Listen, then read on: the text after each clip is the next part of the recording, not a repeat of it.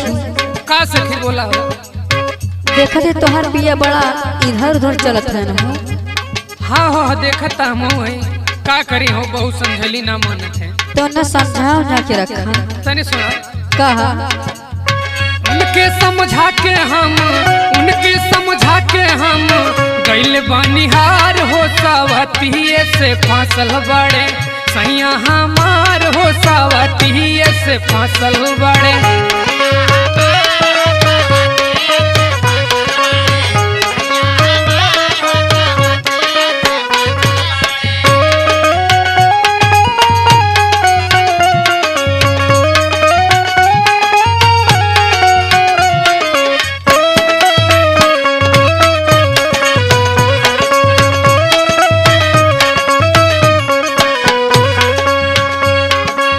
सुना। हाँ बोला सखी। अरे का बताई, हम तो कलिया देखल है कि जेपी मुन्ना वो एकदम लगवे बाजार में बैठल ना हो। हाँ हो का कही बतावा का सुना। कहा उसे बतिया में रोज कही के जान हो, इहो बात बा का। हाँ हो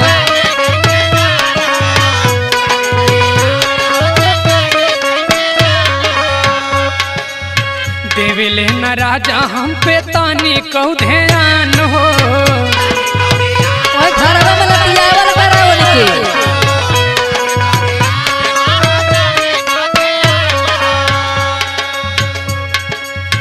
उसे बतिया में रोज कही के जान हो, देवेले न राजा हम पे तानी को ध्यान हो। सुना मोबाइल पर कुछ काट दे, सुनावा मत। सुना ओकरा पीछे खर्चा करे लइके उधार हो, सावतिये से फांसल बड़े सैया हमार हो, सावतिये से फांसल बड़े।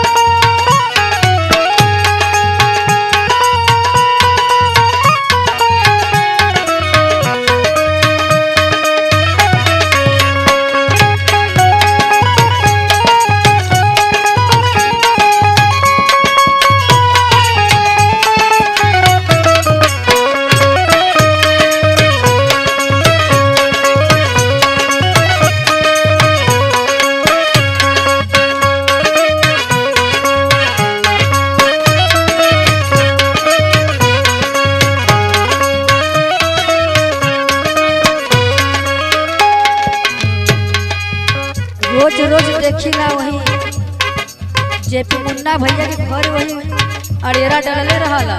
अरे उन्हीं के घरे ना हो पललुओ को मेहरारू से उनकर सेटिंग बना।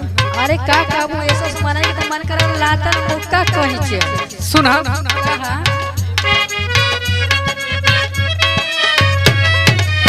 चोरी चोरी मिले जाले ओ करा से रात में, इहो बात बा। आहो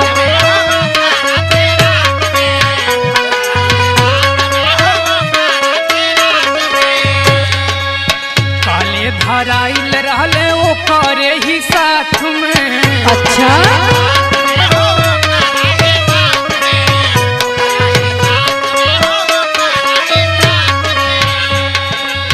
चोरी चोरी मिले जाले ओ करा से रात में, काले धराइल रहले ओ करा ही साथ में। ए सखी का दुर्गलल दीवाना के हम कही के गई निहार हो, सावतिये से फांसल बड़े सैया हमार हो, सावतिये से फांसल बड़े।